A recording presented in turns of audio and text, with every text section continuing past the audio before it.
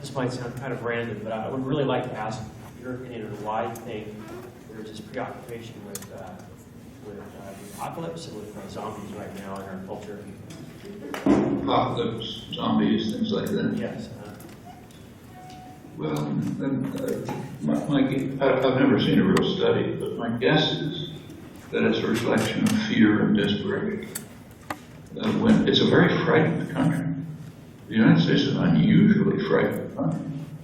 And in such circumstances, people concoct either for escape or maybe out of relief of fears that terrible things happen. Actually, the fear in the United States is a pretty interesting cultural phenomenon. It actually goes back to the colonies. Now, there are some good studies of it. So there's a very interesting book by a very good literary critic, Bruce Franklin. It's called War Stars. You might want to take a look at it. It's a study of popular literature, the kind of literature that most people read from the earliest days to the present. When it gets to the present, he shifts to television, things like that. Just kind of popular culture. And there are a couple of themes that run through it, which are pretty striking and relate to what you're raising. For one thing, one major theme in popular literature is that we are about to face destruction from some terrible, awesome enemy. And at the last minute, we're saved by a superhero or a super weapon, or in recent years, high school kids going to the hills to chase away the Russians, things like that. That's one theme that runs through constantly. And there's a sub-theme. Turns out that the enemy, this horrible enemy that's about to destroy us, is somebody we're crushing. So you go back to the early years, the terrible enemy was the Indians who were going to destroy us. I mean, the colonists were, of course, invaders. They were invading the continent. Whatever you think about the Indians, they were defending their own territory. But this is even in the Declaration of Independence. People read it every July 4th, but not many people pay attention to what they're reading. It's kind of like reading a prayer book in your mind somewhere else. But if you read it and pay attention, there's some pretty remarkable passages. So one passage is a list of the bill of indictment against King George III of England, explaining why the colonists were revolting. One of them is, he unleashed against us the merciless Indian savages, whose known way of warfare is torture and destruction and so on.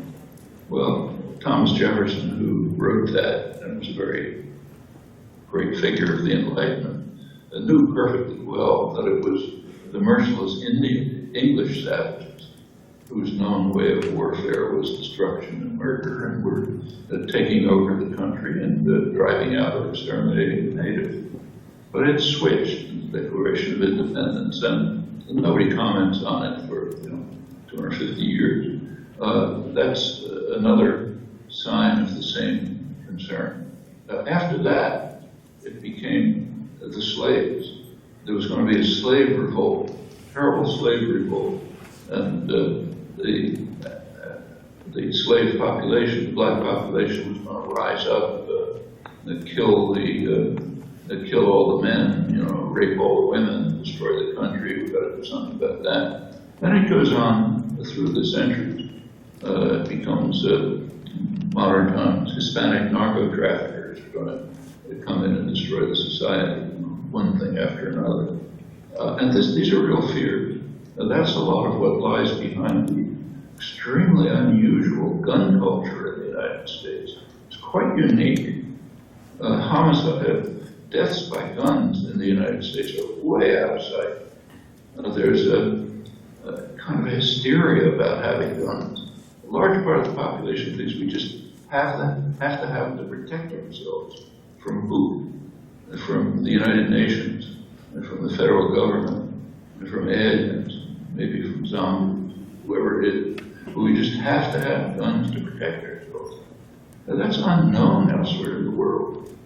Maybe in, say, Syria, a country that's at war, you find something like that. But in a country that's not only at peace, but has an unusual security, that's and a great degree of freedom, that's quite remarkable. And I suspect that what you're bringing up is part of that. I think it's, much of it is kind of just a recognition at some level of the psyche that if you've got your boot on somebody's neck, there's something wrong, and that the people you're oppressing may rise up and defend themselves, and then you're in trouble. And another is strange properties that the country's always had of fear of invented dangers. There is a kind of a paranoid streak in the culture that's pretty unusual.